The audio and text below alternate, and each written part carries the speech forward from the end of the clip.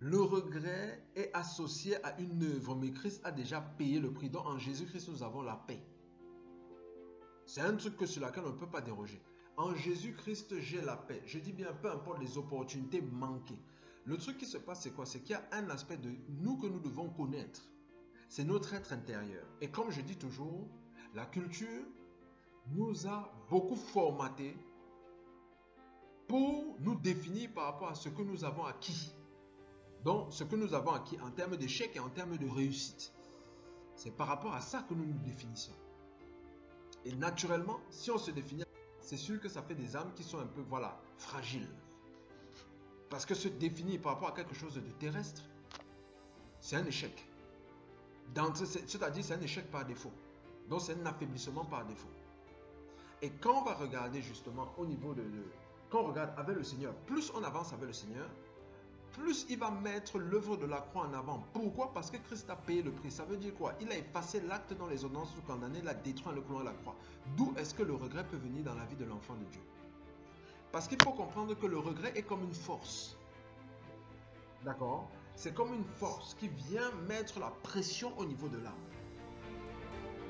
Ce qui fait que ça soumet l'âme de la personne et la personne se retrouve en train de parler le langage du regret. Si j'avais fait telle chose, c'est qu'aujourd'hui je serais. Si j'avais fait telle chose, c'est qu'aujourd'hui je serais. Ça dit que. Donc, c'est connecté à la culpabilité. Hein. C'est connecté à la culpabilité. Donc, la personne, pendant qu'elle regrette, c'est comme si elle est en train de culpabiliser. Elle s'identifie à un coupable. D'accord? Non. Christ a été le sacrifice de culpabilité. Donc, ça veut dire quoi? Ça veut dire que peu importe ce que j'ai fait hier, si ce n'est pas la leçon que j'ai prise aujourd'hui, mais je suis en train de tourner la scène, parce que je vais vous dire pourquoi. Parce que des fois, quand on a commis une erreur, on est des fois en train de tourner la scène. Je peux être en train de tourner la scène en me disant, ah ouais Seigneur, vraiment pardonne-moi, merci pour le pardon, mais mince, écoute bien, hein, mince, comment j'ai encore pu faire telle chose? Qu'est-ce que telle personne va penser? Machin, ce n'est pas de Dieu. Ça ne peut pas être de Dieu. Pourquoi? Parce que Christ a déjà payé le prix, Christ a effacé la chose. C'est la culpabilité qui amène ce raisonnement. Je peux vous démontrer. C'est la culpabilité qui amène ce raisonnement. La sagesse de Dieu va dire peut-être la prochaine fois, ou bien même le discernement va dire la prochaine fois, ne fais plus pour que tel autre ne pense pas à ça. Mais ne va pas venir figer la personne en train de bombarder la personne comme ça. Non, c'est pas possible. Je peux vous démontrer. On peut démontrer.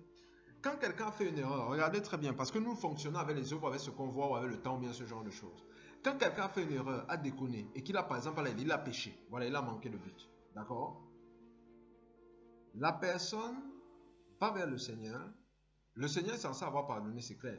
Mais dans la tête de la personne, il y a un mécanisme de temps. Donc, c'est-à-dire, il va falloir 6 mois, il va falloir 4 jours, une semaine, où il va falloir d'autres actions positives pour que je puisse valider le fait que j'ai changé et oublier de penser à la faute que j'ai eu à faire. D'accord? Donc, la personne a déjà conclu. Donc, c'est-à-dire, la personne reconnaît néanmoins qu'à un certain temps T, elle va arriver à une dimension de paix. Donc la paix de telle sorte que même si on vient lui parler de la chose de passé, elle s'en fout. Mais c'est des choses qu'elle a déjà programmées sur 3 mois. C'est des choses qui sont inconsciemment programmées sur une semaine en fonction des actions, en fonction de ce qu'on considère grave. D'accord? Mais devant le Seigneur Jésus de Nazareth, l'action la plus scandaleuse, à l'instant T, la personne peut entrer dans la paix. Comme si elle avait déjà fait 6 mois, 1 an. Parce que Christ est notre vie, Christ est notre paix. Je ne suis pas en train de dire que Dieu ne peut pas amener des corrections, mais la correction du Seigneur, c'est juste pour redresser la personne. Ce n'est pas pour maintenir la personne dans la culpabilité. La correction du Seigneur, c'est en vertu de l'œuvre que le Seigneur l'appelle à faire. C'est en vertu de la ressemblance avec le Seigneur. Ce n'est pas